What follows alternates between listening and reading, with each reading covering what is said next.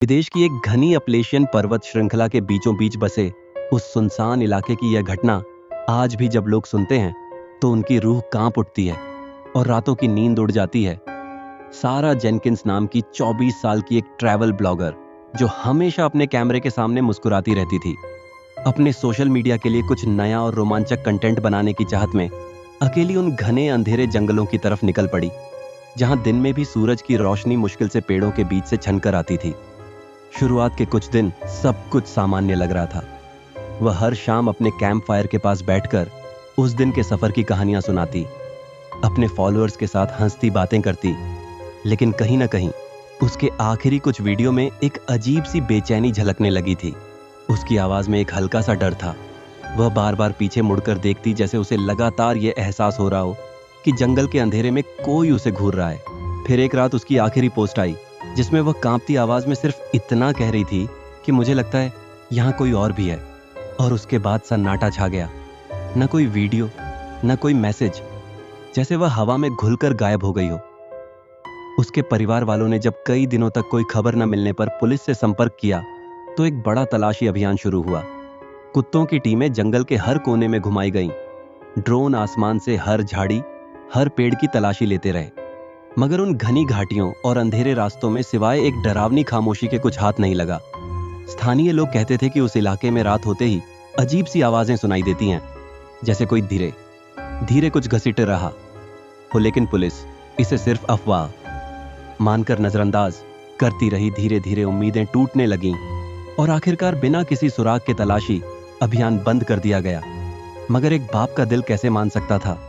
वह पिता महीनों तक अकेला ही उन डरावने जंगलों की खाक छानता रहा। हर रात घर लौटते वक्त उसकी आंखों में एक अजीब सी बेचैनी होती थी। करीब 3 महीने बाद एक शाम जब सूरज ढल रहा था और आसमान खून जैसा लाल हो गया था, वह एक सुनसान मक्के के खेत के पास से गुजरा। उस वक्त हवा अचानक ऐसे रुक गई जैसे वहां की हर चीज सांस रोककर कुछ देख रही हो। मक्के के लंबे पौधे बिना किसी हवा के भी अजीब तरह से हिल रहे थे और तभी दूर खेत के बीचों बीच उसे एक बिजूका खड़ा दिखाई दिया। उसका सिर एक तरफ अजीब तरीके से झुका हुआ था, जैसे वो उसी की तरफ देख रहा हो। जैसे ही उसकी नजर उस बिजूके की टोपी पर पड़ी, उसके पूरे शरीर में सिहरन दौड़ गई, क्योंकि वह वही टोपी थी जो सारा हमेशा अपने ट्रैकिंग वीडियो में पहना करती थी। दिल जोरों से धड़कने लगा, पैर कांपने लगे। फिर भी वह डरते डरते उस खेत में कदम बढ़ाता गया। चारों तरफ सिर्फ मक्के के पौधों की डरावनी सरसराहट और उसकी अपनी घबराई हुई सांसों की आवाज गूंज रही थी। जैसे जैसे वह करीब पहुंचा, उसे साफ महसूस हुआ कि यह कोई साधारण भूसे से बना बिजूका नहीं है। इसके अंदर से एक अजीब सी सड़ांध जैसी गंध आ रही थी और इसकी बनावट किसी इंसानी शरीर जैसी लग रही थी। उसकी चीख निकल गई और वह वहीं घुटनों के बल गिर पड़ा। कांपते हाथों से उसने किसी तरह पुलिस को फोन लगाया। रात के अंधेरे में सायरन की तेज आवाजें उस सुनसान खेत तक गूंजने लगीं। फॉरेंसिक टीम ने बड़ी सावधानी से उस बिजूके की जांच शुरू की और जो सच सामने आया उसने वहां मौजूद हर किसी की रूह कंपा दी।